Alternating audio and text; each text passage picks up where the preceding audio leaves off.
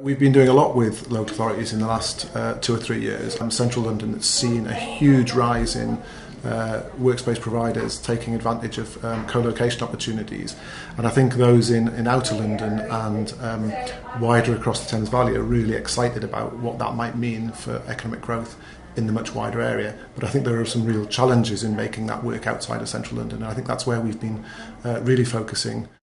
Part of the work we've been doing, we had a really successful roundtable event in October, which was bringing together workspace providers with local authorities. And it was really exciting actually to see the appetite of workspace providers to want to meet local authorities who want to make this happen outside of Central London.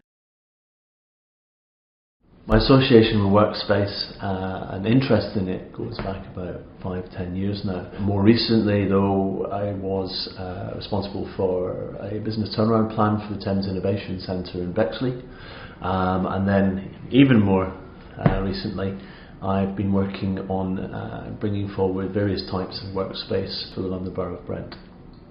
It's interesting, clearly Central London has an issue. It's getting increasingly expensive for small businesses to locate there, so they're going to be displaced. So Central London is very commercially centric, and as a result you need a high level of capital enabled to afford an office there, whereas you don't have that problem in outer London. At the same time, you have resident populations that have huge ranges of skills and abilities. So you can use space and workspace as a way of creating opportunity and actually seeding ideas such as entrepreneurship as a tool for empowerment and urban regeneration. The opportunities that creation of workspace presents to local communities is it can help balance local economies, many of which in outer London are retail heavy and low value in nature. So bringing higher value jobs, innovative small high growth companies into an area helps balance the economy, helps create wealth. Each LEP has a strategic economic plan that they've agreed with government, and part of ours is actually encouraging vibrant town spaces. The overarching priority of our SEP is actually to encourage bright ideas and bright young people to remain within Thames Valley Berkshire. We have a polycentric environment in Thames Valley Berkshire where there's lots of different towns which don't all come together as one. Providing sort of co-working spaces is one way of actually increasing that connectivity, providing a pleasant environment for lots of particularly young people. We actually commissioned Renaisi to do some research for us. What we've recognised with what the Renaisi researchers really told us is that each of our areas is very different, so we can't have a one-size-fits-all approach to this. LEPs have one of the most accurate pictures of the stakeholders at a large-scale business and local authority level, and so as a result they can act as the catalyst to bring the right people together in the room, give access to the funding opportunities and advice and guidance to the right stakeholders who can make such projects viable. So their role is very much more as a coordinator or an enabler of a strategically impactful space.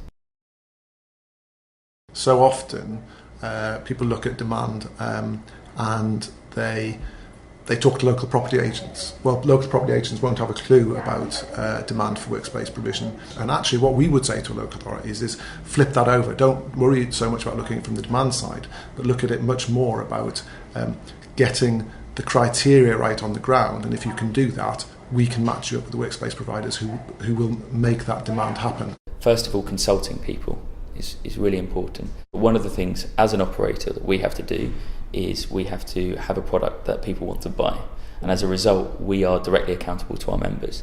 The moment that you try and do it with what you think your customers might want, there is no closed feedback loop. Think hard about the community and the sort of businesses you want to build there. It isn't necessarily a generic offer. There may be a strong range of tech or IT providers in your community. It might be more financial services. So it could be that needs to be a specialised sector.